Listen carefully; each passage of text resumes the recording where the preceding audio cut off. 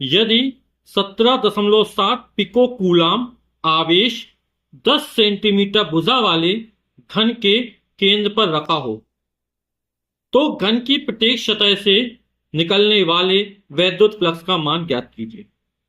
तो घन के केंद्र पर कितना आवेश रखा है? इतना आवेश रखा है। आवेश को किससे लिखते हैं? क्यू से लिखते हैं।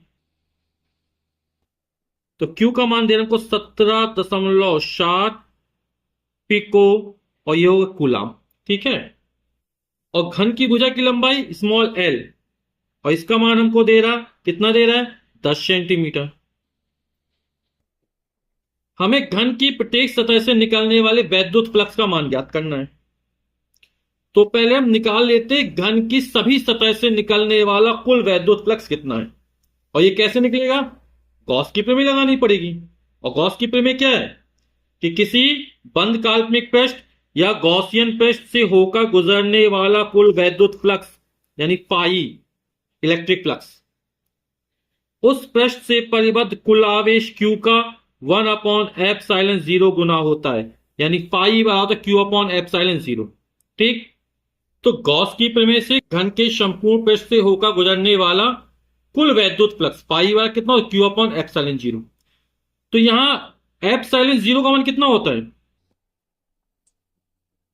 ये होता है 8.85 गुणे 10 की घाते -12 कूलाम स्क्वायर प्रति न्यूटन प्रति मीटर स्क्वायर। ठीक। तो कूलाम आ रहा, मीटर आ रहा है ना, यहां पर किसमें दिया? पिको कूलाम में दिया। तो इस पिको कूलाम को कूलाम में चेंज कर लेते हैं। और इस सूत्र में लंबाई कहीं पर नहीं आ रही, इसकी कोई आवश्यकता नहीं है। ठीक है।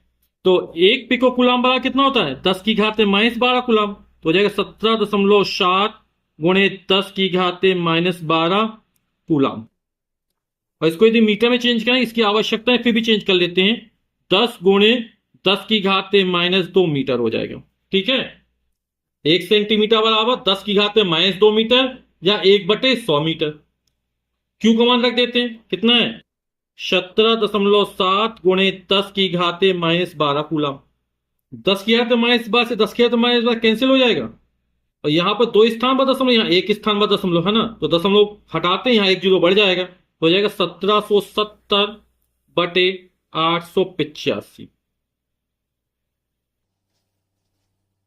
8 दूनी 16, 85 दूनी 170 होता है, तो ये 1770 हो जाएगा।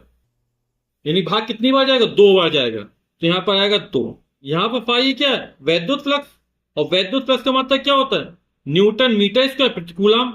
तो यह 2 न्यूटन मीटर स्क्वायर प्रति कूलम। अभी हमने घन के संपूर्ण पृष्ठ यानी सभी 6 पृष्ठों से होकर निकलने वाला वैद्युत फ्लक्स निकाल दिया है ना। घन में कितने पृष्ठ होते हैं? 6 पृष्ठ होते हैं। हमसे बोला घन की प्रत्येक सतह से निकलने वाले वैद्युत फ्लक्स का मान हमें ज्ञात करना है। प्रत्येक सतह से कैसा है? प्रत्येक सतह से। तो घन में 6 सतह से था, तो 6 सतह से निकलने वाला कुल वैद्युत फ्लक्स निकाल दिया हमने, 2 न्यूटन मीटर स्क्वायर प्रति कूलम।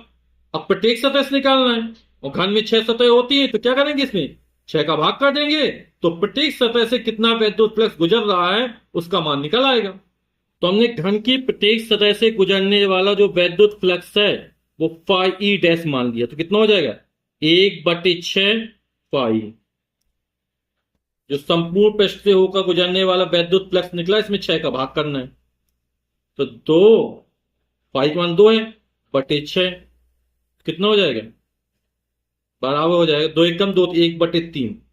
और वैद्युत फ्लक्स का मात्रक न्यूटन मीटर स्क्वायर प्रति कूलम। तो ये हमारा उत्तर हो जाएगा। तो उत्तर हो जाएगा घन की प्रत्येक सतह से निकलने वाला वैद्युत फ्लक्स 1/3 न्यूटन मीटर स्क्वायर प्रति कूलम है।